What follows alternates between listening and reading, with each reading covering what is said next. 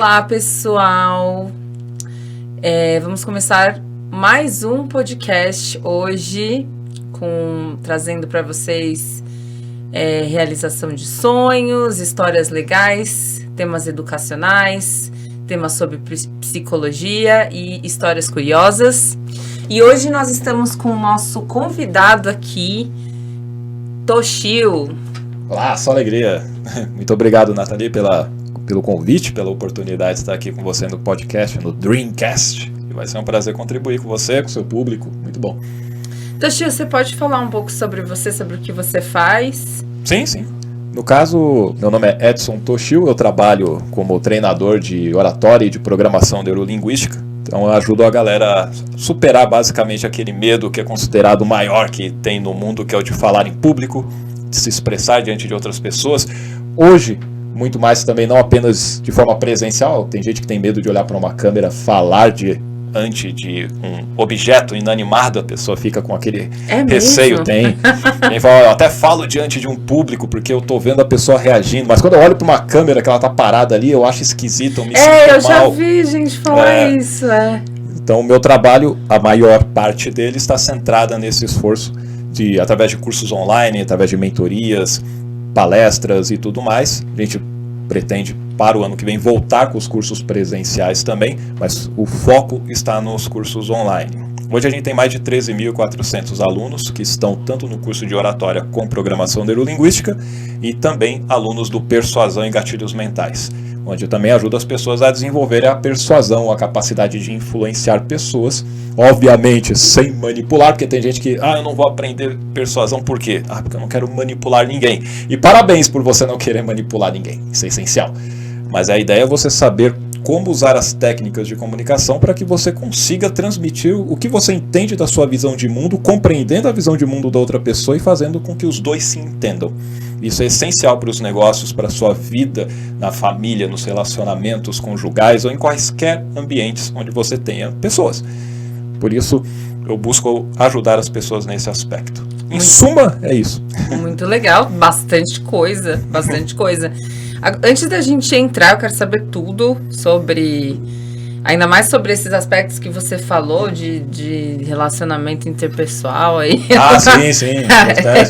Esse aí eu gostei. Agora, assim, antes de tudo, você pode contar um pouco da sua história? O que te levou a fazer o que você faz hoje? Eu sei que você tem uma trajetória internacional também. No meio do caminho. No meio do caminho da formação tem. Não foi tão longo, mas eu tive. Mas foi assim, eu tô com 43 anos, então vou procurar resumir isso aqui para ficar legal. Mas, basicamente, depois de não ter buscado fazer uma formação nem nada, eu resolvi fazer ciência da computação. Eu sou formado em ciência da computação. Depois que eu já era casado, eu já estava para nascer a minha segunda filha. Eu tenho um filho e uma filha. E hoje meu filho já tem 21 anos, minha filha fez 16. 21, meu Deus. Ou seja, eu só fui buscar estudar e me formar a partir daí. Beleza, então me formei em ciência da computação. Nesse caminho eu vi que, poxa vida, é interessante a parte de ciência e também a parte de metodologia, de pesquisa e de ensino. Eu quero fazer isso que esses professores que eram exemplos para mim, eu quero fazer o que eles fazem. Eu me vejo lá fazendo o que eles fazem, ensinando. Então coloquei isso como meta.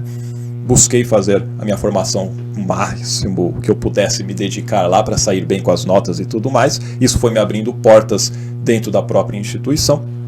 E lá, depois que eu me formei, eu participei de um programa onde eu poderia me tornar um professor caso eu chegasse até o final. Aí nesse processo eu fiz uma pós-graduação junto com esse programa, consegui chegar até o final, tive o direito de fazer uma entrevista com o diretor da área de TI, de informática, e lá eu passei, tinha vaga para o meu perfil e em 2011 eu comecei a trabalhar como professor de ensino superior. Até então eu havia trabalhado como conferente, como atendente, como vendedor, auxiliar de vendas em empresas de ramos distintos, aí de transportadora, vendas de CD e DVD, que hoje é bem difícil, né? Hoje nem tem. Não é brinquedo. Mas trabalhamos com turismo, vendas de instrumentos musicais, tudo isso a gente chegou a trabalhar. E dentro da instituição, aí eu comecei essa área da docência. fiquei mais de 9 anos depois fazendo isso, terminei minha pós-graduação em engenharia de software, depois em 2013 eu fiz o meu mestrado em engenharia biomédica. Nesse mestrado eu tinha que fazer uma apresentação do meu artigo, que viraria... Nossa, engenharia biomédica. Biomédica, exato. Por que isso? Primeiro porque era uma das que estavam as portas mais fáceis para você acessar, digamos assim, para você entrar dentro de um processo seletivo. Eu estava ali, vários professores entrando numa universidade, eu falei assim, pô, como é que é o processo seletivo e tudo mais, você comparando com outras, todo o trabalho que exigia. Não sei se você sabe o processo dentro de um mestrado e doutorado, mas basicamente o pessoal exige que você faça um projeto de pesquisa que você deseja trabalhar. Só que a verdade é que você não vai dar continuidade àquele trabalho. Você chega lá, faz o seu projeto, o pessoal basicamente quer saber se você sabe escrever bem, se você consegue fazer boas pesquisas de referências bibliográficas e se você tem uma lógica, obviamente, que mostre como que você estrutura todo um trabalho científico. Então você dedica um bom tempo para aquilo lá, para procurar vender o seu peixe e ver se você é aprovado ou não. Quando você é aprovado, o pessoal chega assim, beleza, seu trabalho é legal, vontade, boa. O orientador vai falar, então, mas eu tenho esse outro trabalho para você. Ou seja, você vai fazer continuidade do trabalho do orientador, não é o teu. Sei. A maior parte das instituições é assim, obviamente não vou generalizar que todas o são. Vai que alguém aí está assistindo e fala, não, comigo foi exatamente o trabalho que eu fiz no processo. Beleza, show de bola, você já conheceu o orientador. Mas, basicamente é isso. Aí, esse daí o processo, ele poderia apresentar o trabalho, cheguei até a desenvolver parte deles e tal para fazer a entrevista, mas você não precisaria fazer todo o trampo de escrever esse tipo de trabalho. Você simplesmente participaria de outras partes do processo. Eu fiz isso, fiz as entrevistas, conseguimos ali, fomos aprovados, eu e vários outros professores, a gente entrou nessa época. Muito legal. Então, essa aí foi para também, por que engenharia biomédica? Primeiro, ela tem que ter aderência, pós-graduação tem que ter aderência à sua área de formação. Na engenharia biomédica, você mistura duas áreas do conhecimento. Tanto a parte da exatas, tecnológica, que é a engenharia em si, e a minha parte é de ciência da computação, ela faz parte da área de engenharia. E a parte médica, saúde, que é por isso que eu chamo de biomédica, onde você vai desenvolver tecnologias para a área médica. O seu trabalho basicamente é esse, eu vou usar o conhecimento que eu tenho para que eu possa desenvolver soluções para a área de saúde. Aí a área de saúde se envolve várias áreas, desde psicologia, a parte de psiquiatria, a questão comportamental, pode entrar a parte de membros, ou seja, a pessoa tem problema nos membros ou não tem um membro ou outro do corpo, como que você faz uma readaptação para ela, pessoas que precisam recuperar movimentos e tudo mais, tem a pessoa da engenharia que desenvolve mecanismos para isso. No meu caso, eu fiz um trabalho para conhecer como que o miócito cardíaco de rato funcionava em relação à dinâmica de cálcio com a contração e como que a gente poderia desenvolver um simulador, que era a continuação do projeto do meu professor, do meu orientador, para a gente implementar algumas proteínas dentro desse simulador e ver como que o miócito de rato simulado ele se comportava. Se ia ter algum problema, por exemplo, de arritmia ou não, se você colocasse alguma droga, qual era o comportamento, como que você resolvia aquele problema a partir dessas proteínas. Nossa, que interessante, né? Um trabalho interessante. Não, e eu acho que é extremamente útil, né? Muito legal. É bom você usar o simulador porque quando você chega ele próximo dos dados reais, é diferente de você ir toda hora no laboratório e matar o ratinho, né? E ter que ficar lá fazendo análise do miócito, né? Ou seja, da célula cardíaca. Então você faz no simulador, você diminui esse uso também. Interessante, muito interessante. Foi aí que eu tive que fazer a apresentação desse trabalho. Fiz uma apresentação do artigo para o Congresso de Engenharia Biomédica aqui no Brasil, só que era lá em Minas Gerais, não fui aprovado. Eu falei, meu Deus, falaram um monte pra mim ali, ó, você escreveu ruim, tá errado, tá não sei o quê. Eu achei legal porque o cara me ajudou, né? Aí o mesmo trabalho que eu submeti para esse congresso, eu também submeti ele em inglês para a gente chama de CLAIB, que é o Congresso Latino-Americano de Engenharia Biomédica. E ele ocorreu na Argentina, lá naquele ano foi 2014. Aí na cidade de Paraná, cidade de Entre Rios. O mesmo trabalho, só tava com línguas diferentes. Lá o pessoal me elogiou pra caramba. Sério? Nossa, nós precisamos de você. Aqui me detonaram, mas que eu falei, ajudou. O cara me deu uma série ele escreveu muitas coisas que me ajudaram no meu trabalho. Só que me rejeitaram. Falei, não, você não... Não, mas é que tá, né? Nunca desista. Não, jamais. Depende de quem ouve o que você tá falando, sim, né? Sim. A sua ideia, nunca desista, então. Exato. Aí eu peguei, fui aceito lá, falei, beleza, melhor ainda que eu tô no internacional. Vou lá, foi a primeira vez então que eu peguei, fui pra Argentina e tive essa experiência lá. Aí foi lá também que eu pensei, meu Deus, eu tenho que aprender espanhol, que por acaso eu não aprendi ainda, vou ter que fazer com você. Porque tá louco, você tá lá no meio, o pessoal fala muito rápido. Mas me fala uma coisa, só entrando aí no meio rapidinho, como que você aprendeu inglês? No inglês, isso aí já vem desde de pequeno, quando você tá na escola. Eu nunca fiz, até a idade adulta, eu não tinha feito nenhum curso de inglês. Eu aprendia na escola mesmo o que tinha lá, só que eu gostava por causa de músicas e tudo mais. Gosto Você de rock. estudou na pública ou na particular? Na pública. Eu cheguei a estudar 3 anos e meio numa escola particular, da 3ª série até a metade da 6ª série. Pequenininho. Aí depois disso, antes disso, 1º e 2º ano foi pública, e depois da metade da 6ª série até o 3º colegial foi tudo pública também. Mas aí eram umas aulas de lá. Só que como eu gosto de inglês, né? Mas nessa escola particular tinha francês, eu não ia com a cara do francês. Não leva no pessoal não, tá? É coisa de criança. Mas eu não ia muito com a cara, falei, não, francês não, mas inglês eu achava legal. Então o fato de você gostar ajuda. Aí você pegava as letras de música, eu gosto bastante de música, então normal você pegar e aprender também desta forma. Agora, quando eu já estava casado, já com filhos e tal, apareceu uma oportunidade de fazer umas aulas lá na Brigadeiro, perto na Paulista, né? E tinha uma igreja que tinha cedido um espaço para uma empresa, uma escola, fazer aulas, estava num preço mais acessível. Aí eu peguei, resolvi fazer lá. E tinham várias propagandas no metrô, várias propagandas, né, no metrô. Aí eu peguei e resolvi me inscrever, fiz os 3 módulos que tinham lá, que era cada módulo 6 meses, na verdade 5, né, que é um semestre. Bem... Sim, era uma vez por semana, tinha umas 100 pessoas na sala, entendeu? Aí começou com 100, terminou com... Olha, quando você chega lá tinha por volta de umas 40, mais ou menos. O horário já era outro, eu estava fazendo mais um período da noite. No último eu mudei, né, o horário para noite. Antes eu fazia de sábado à tarde, depois eu tive que mudar para período da noite.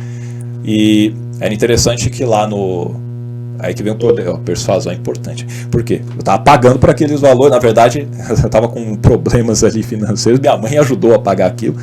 Os 2 primeiros, os 3 lá, nem lembro, mas ela ajudou.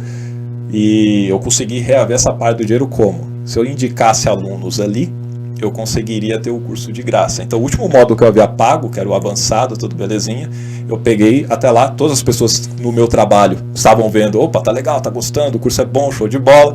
Eu falei, beleza, vai lá, se inscreve também, o valor compensa, tal. Consegui levar os números, nem lembro quantos eram, mas consegui fazer com que eles fossem lá, colocassem o meu nome como indicação, aí no final tive todo o dinheiro de volta. Que legal! Olha, desde lá. É importante. Então, mas aí então você aprimorou. Aprimorei bastante. Aprimorou bastante no curso. Ajudou bastante. Eles tinham uma técnica interessante, então. É interessante, ele é bem, digamos, focado numa necessidade. O primeiro módulo era direcionado a inglês para viagens. Você vai precisar viajar. O que você precisa fazer? Você precisa se virar para comer, para achar uma farmácia, se você precisar, ou quaisquer outras situações. No aeroporto, como você se vira, se o pessoal estiver falando inglês para pegar bagagem, essas coisas, o que você vai fazer?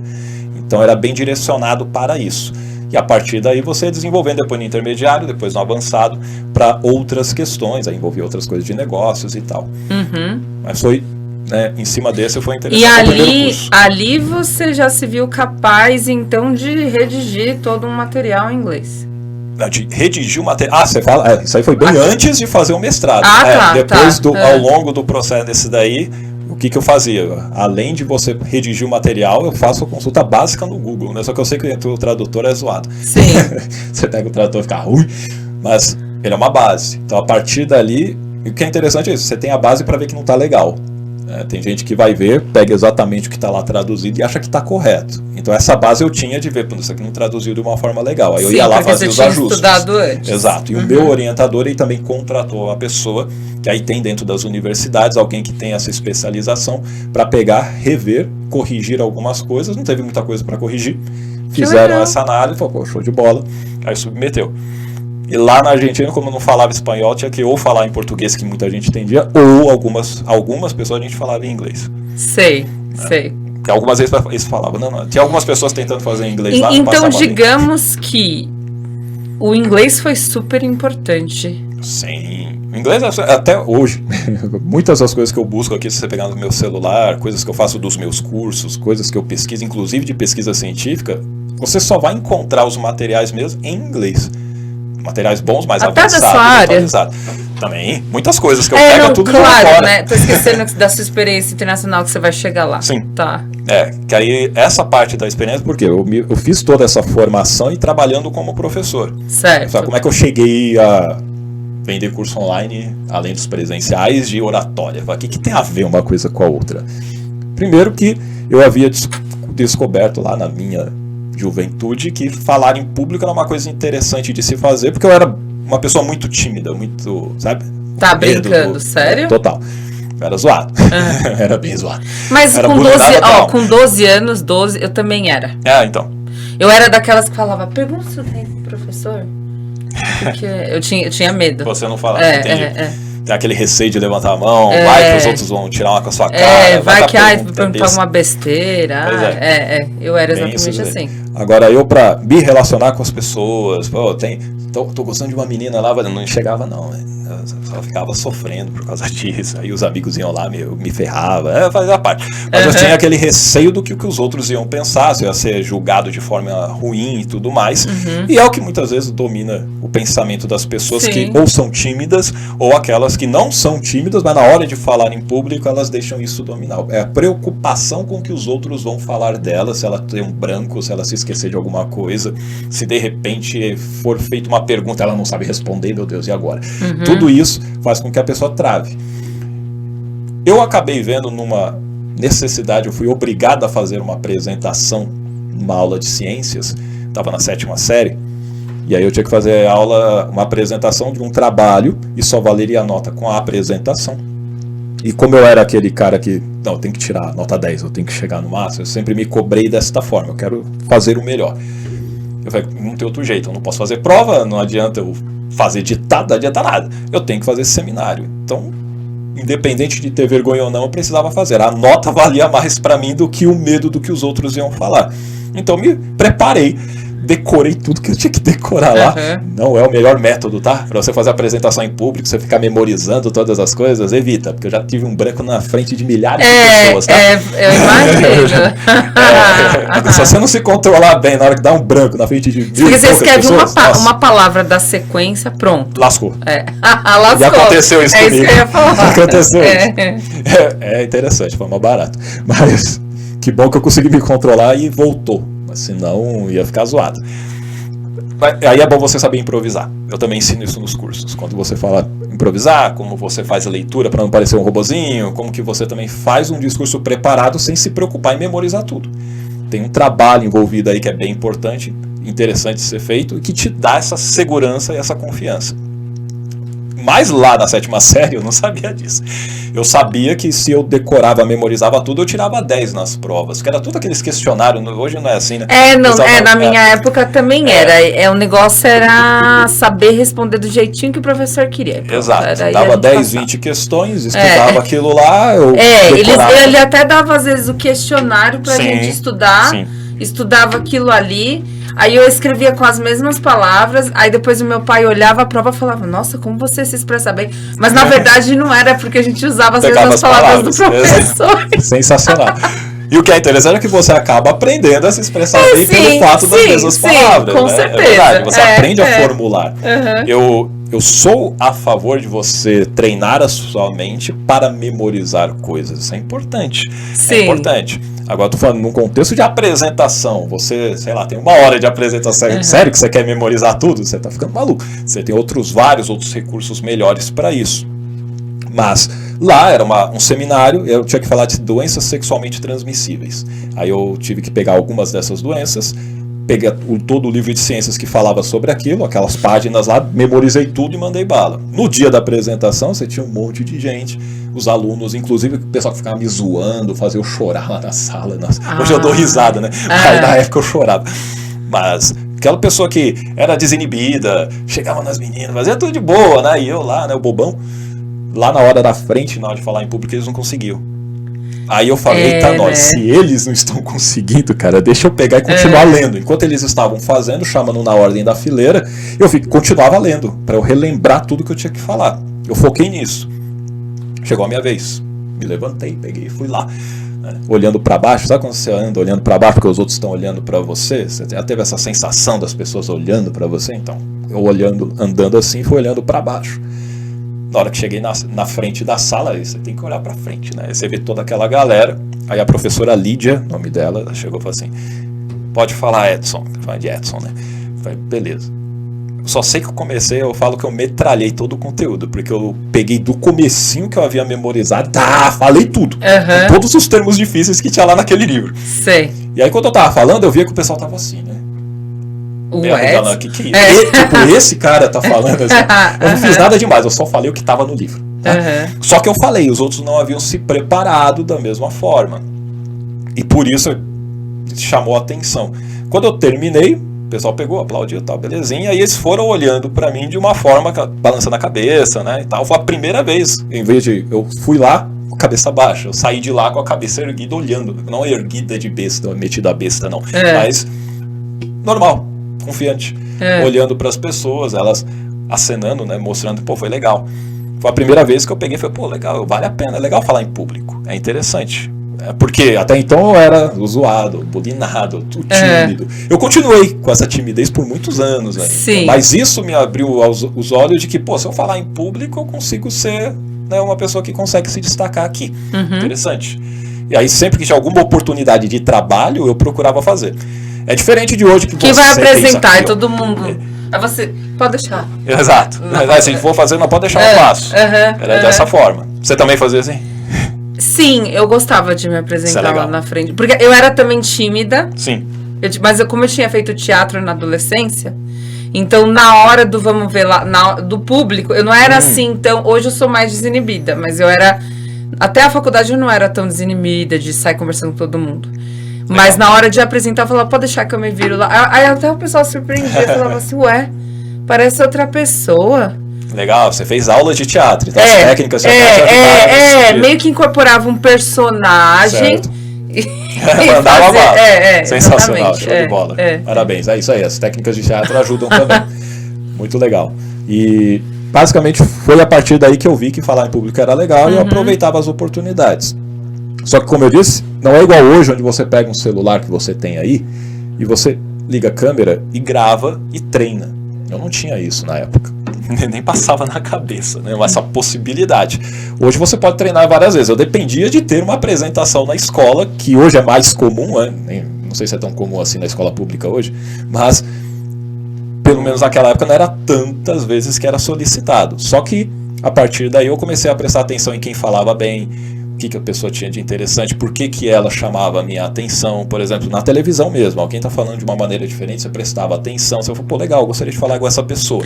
Ler lá na frente não dá, né, gente? Vamos combinar.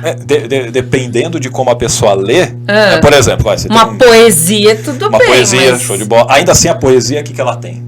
Ela tem toda uma emoção que a pessoa que está interpretando aquela poesia, ela vai trazer. Ela não lê simplesmente por ler. E você tem que saber trazer a emoção que está no texto para a sua voz. E isso você pode fazer, inclusive, no discurso político.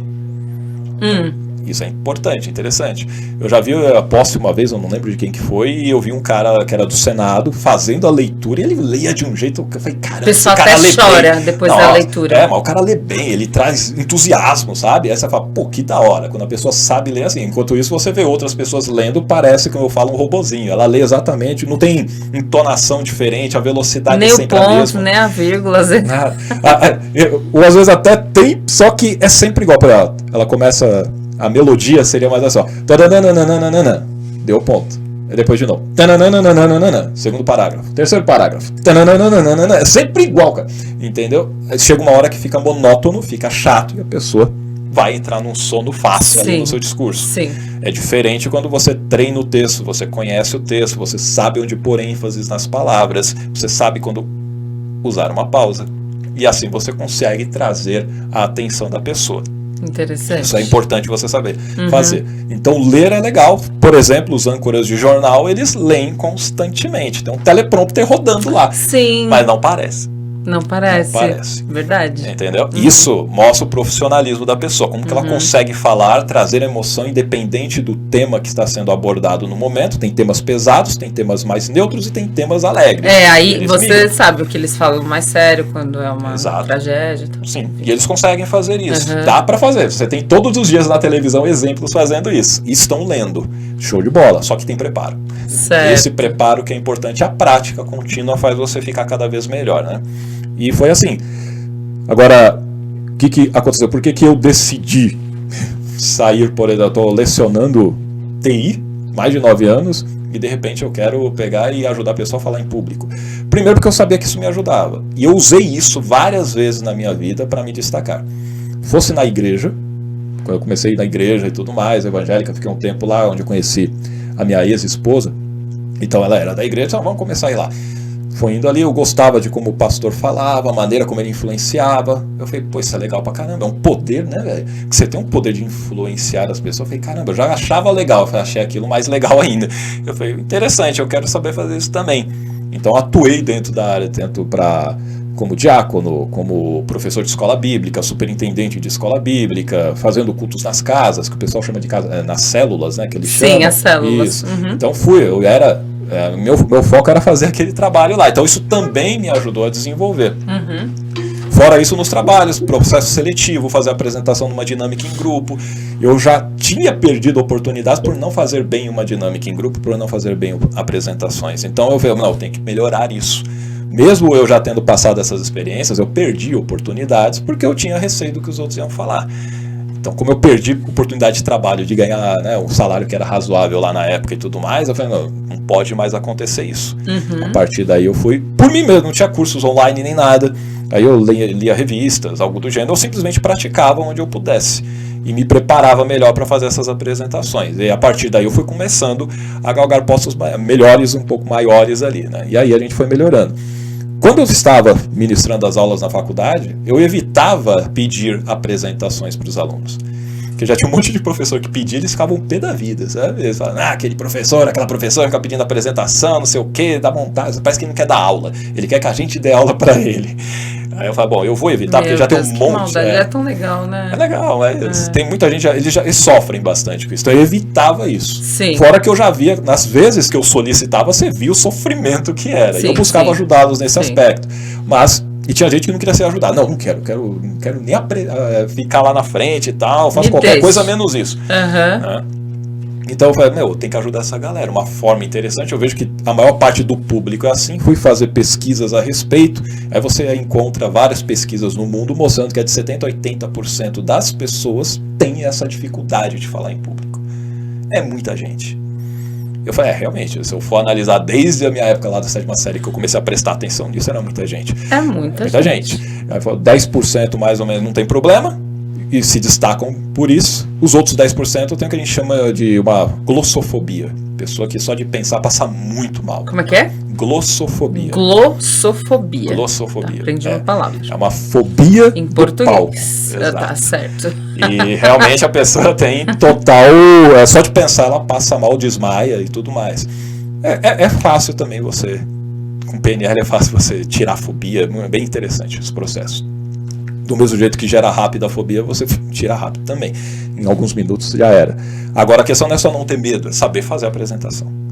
Aí são outros 500 também. Por isso que eu uso oratória com PNL. Aí eu falei, bom, beleza, eu quero empreender, quero fazer coisas diferentes. Parei no mestrado, eu não queria seguir o doutorado. Eu quero fazer alguma coisa que eu goste de fazer, que eu sei que vai ter mercado continuamente.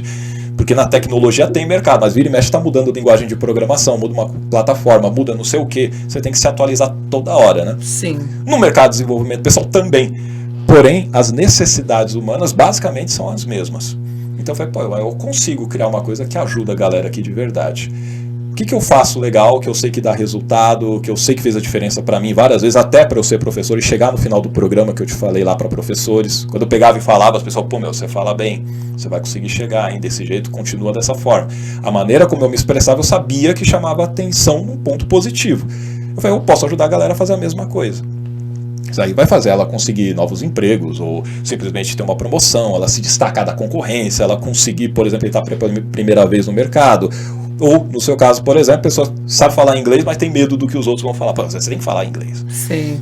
E aí chegou também nesse momento que eu comecei a buscar a formação em programação neurolinguística, porque eu fiquei sabendo sobre ela na internet, descobri que tinha PNL, baixei o áudio que tem no YouTube lá, do livro do Tony Robbins, que se chama O Poder Sem Limites. Pega esse livro e leia.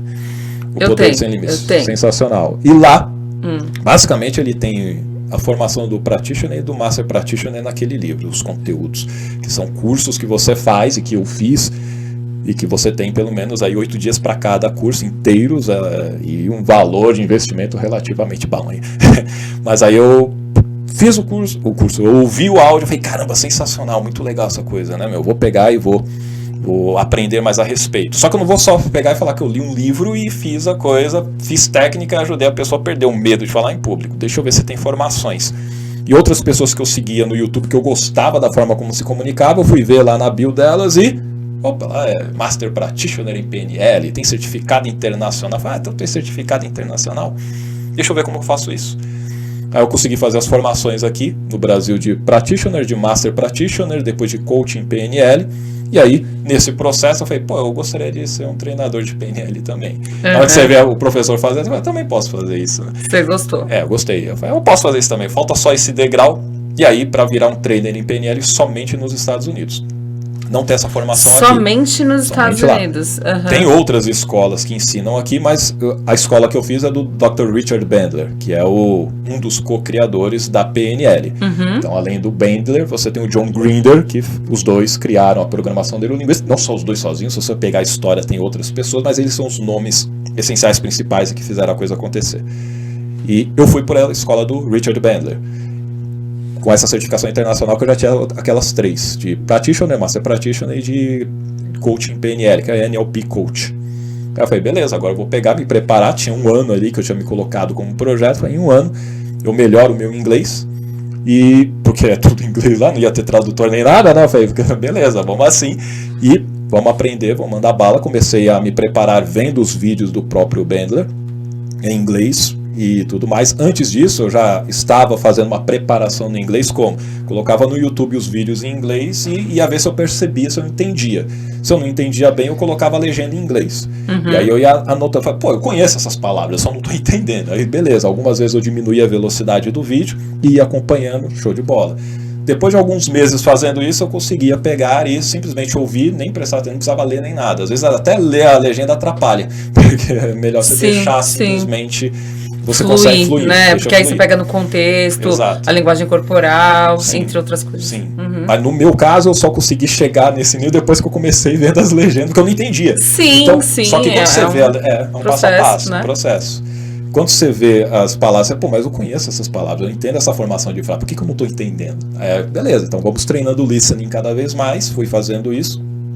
E a parte do speaking, eu me cadastrei num curso, eu quase não fiz o curso online, mas eu participei de poucas aulas ali para procurar praticar a respeito, né? E eu preparava as apresentações, porque lá fora, o curso de trainer em PNL, sabe o que é? Curso de oratória. É o curso que eu já estava fazendo aqui no Brasil.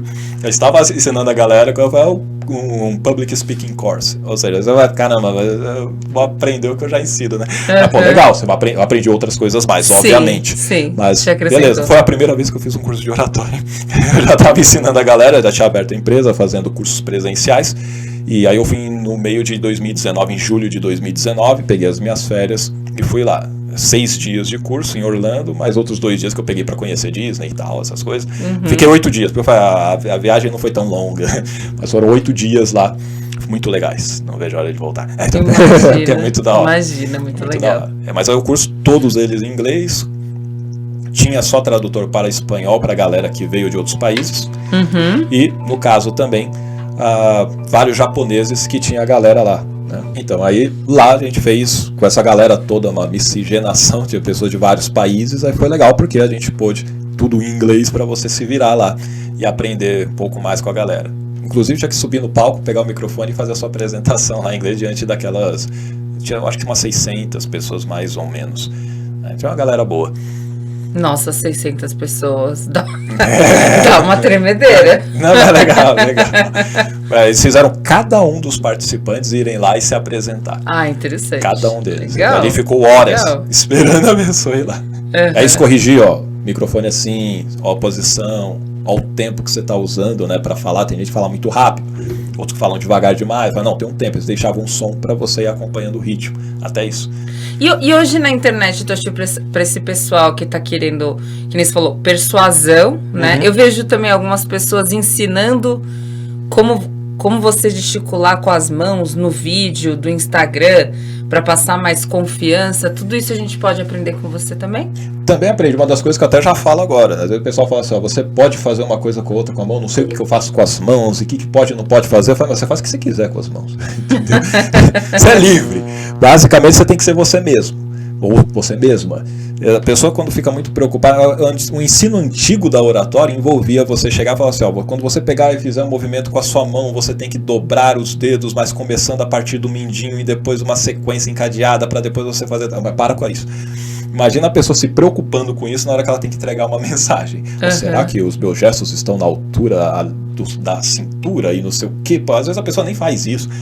Seja você. É igual pessoas falarem que eu não posso cruzar os braços, porque vão pensar que eu não estou aberto para as ideias. Isso também não tem qualquer base científica para isso. Não. Eu sei que tem um livro, O Corpo Fala, mas não tem nada a ver. Eu evito fazer assim, que eu falo, a pessoa vai achar que eu não estou concordando com ela. Então, pode ver que você até se preocupa, porque não é verdade. Você sabe que não é verdade para você, e você se preocupa fazer com ela. Assim, senão ele vai achar que eu não estou concordando. Pois é. Eu quando cruzo os braços, normalmente eu estou prestando mais atenção na pessoa. Eu sou assim. Depende, e eu conheço vários outros. Da pessoa, Depende da né? pessoa. Eu não posso generalizar só porque uma, duas, ou pode ser 4 bilhões. Tá? Podem ser 4 bilhões de pessoas. Ainda assim, nós temos quase 8 bi no mundo. Eu não posso chegar que todas elas são assim. E não tem 4 bilhões que fazem isso, tá? Pode ter certeza, não tem pesquisa científica também para mostrar isso, mas fato é, eu não sou desse jeito. Você acabou de falar que você se preocupa até porque você não é assim, mas você se preocupa se o outro será. Olha como isso cria um diálogo interno que pode atrapalhar até a nossa maneira de interagir com a pessoa. Porque a gente, mais uma vez, está preocupado, o que será que a outra vai pensar? Não, seja você mesma. Por exemplo, eu não posso colocar as mãos nos bolsos. Pode. Você pode colocar as mãos nos bolsos, não tem problema nenhum. Eu conheço palestrantes fantásticos que quando você vai ver, a maior parte das palestras estão lá ali com a mão no bolso, trocando uma ideia com a galera, sendo muito bem aplaudido, porque o que importa é a mensagem, o conteúdo que você traz. E eu conheço palestrantes que não tem nem mãos nem pernas. E aí você fala, e esses vão fazer o que com gestos? Mas fala, tem um sorriso, tem um olhar, sim, isso é importante. Se você for se preocupar com uma coisa, olhe para as pessoas. Você vai olhar para uma câmera, olha para a câmera, não fica olhando para a tela. Você vai gravar o seu celular, não, né? Mas vai gravar o seu story, o seu vídeo, seu reels, que for. Olha para o buraquinho da câmera. Não olhe para a tela. A maior parte das pessoas fica se olhando, né? Porque ela tá... Nossa, será que o cabelo tá bom?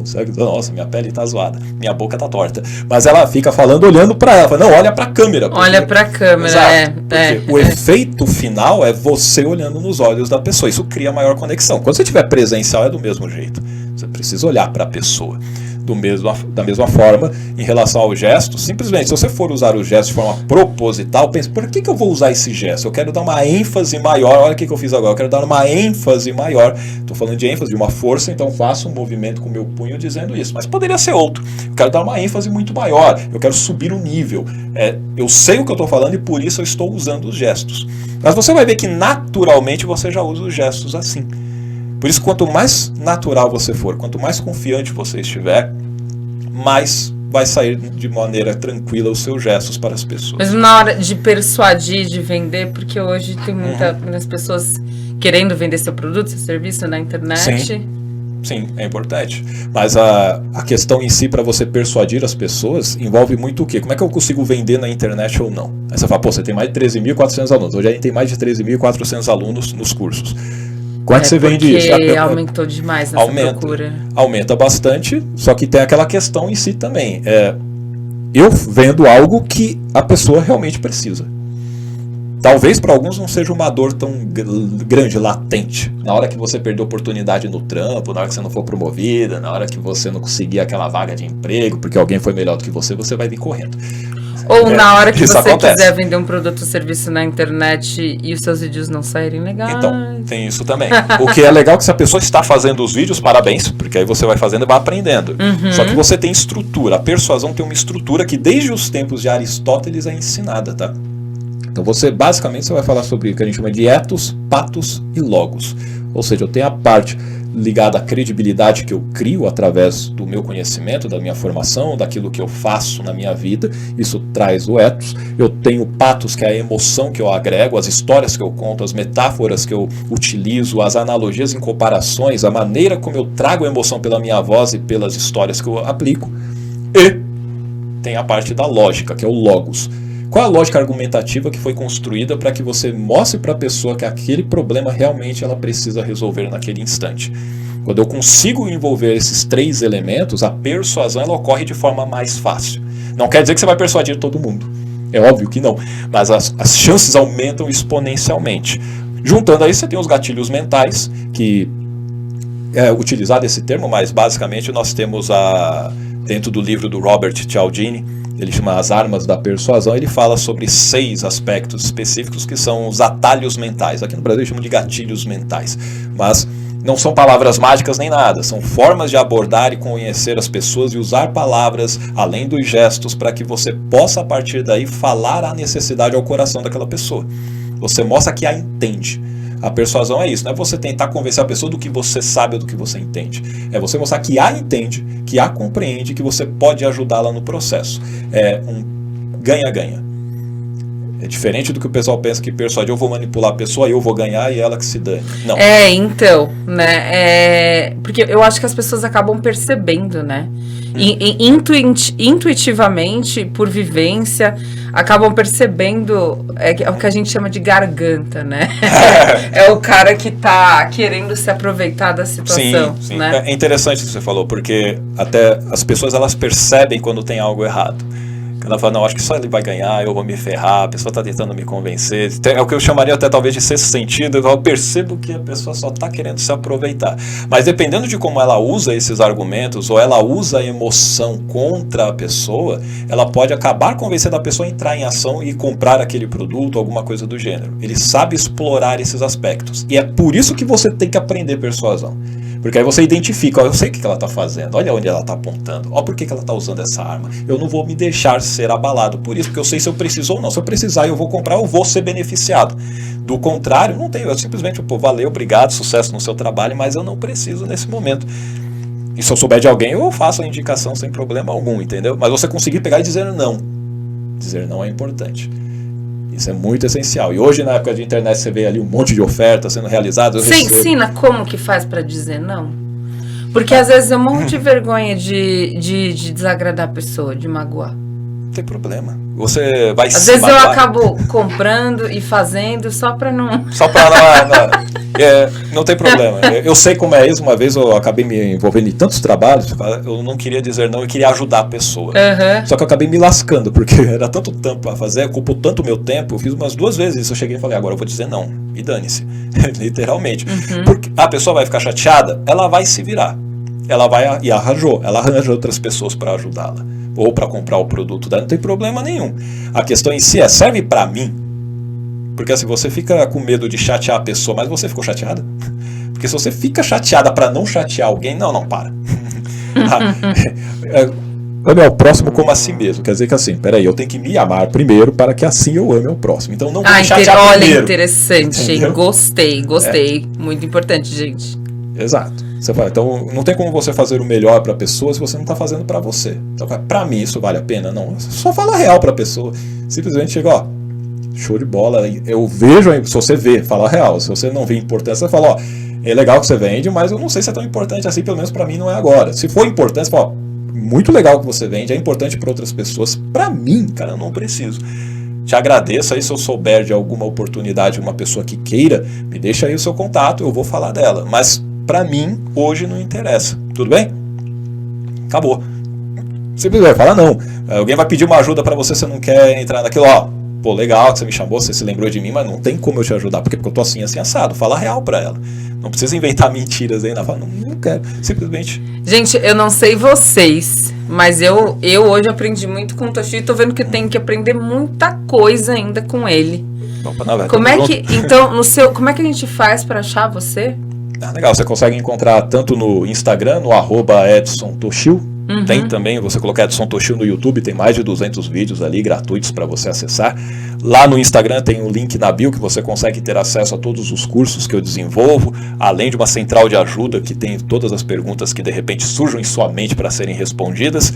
Tem tudo isso lá no link da bio, tem também no LinkedIn, colocar Edson Toshio vai me encontrar, no Facebook vai me encontrar, no TikTok vai me encontrar, então você acha fácil. Ou edsontoshio.com também.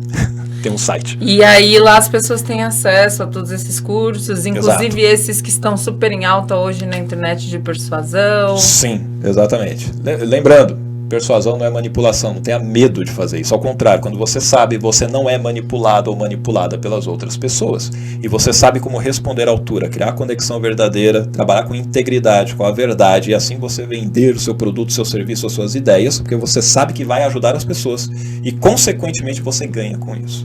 Gente, então vamos embora perder o medo de falar em público, começar a vender seus produtos pela internet, seus serviços, e tá pronto e qualificado para uma vaga, para uma apresentação, um TCC, uma tese de mestrado ou uma palestra, né? Às vezes as pessoas querem passar. Tem muita gente que quer entrar no mercado de palestras e quer compartilhar a mensagem, não sabe como. Dentro do curso Fale e Inspire, Oratória com PNL, você tem toda essa estrutura, todo o passo a passo, desde você se controlar emocionalmente, de você ressignificar os pensamentos que te geram aquele nervosismo, ou medo, ou a timidez, você ficar livre disso e a partir daí, com o controle do seu estado emocional, saber se preparar, estruturar sua mensagem, ensaiar da forma correta para que você entregue uma mensagem realmente poderosa. É isso que você aprende. Muito obrigada, Toshio. Valeu, muito obrigado, Nathalie. Sucesso para você e sucesso para toda a galera aí. Qualquer dúvida, estou à disposição. Tá certo. Tchau, tchau, gente. Valeu, tchau, tchau.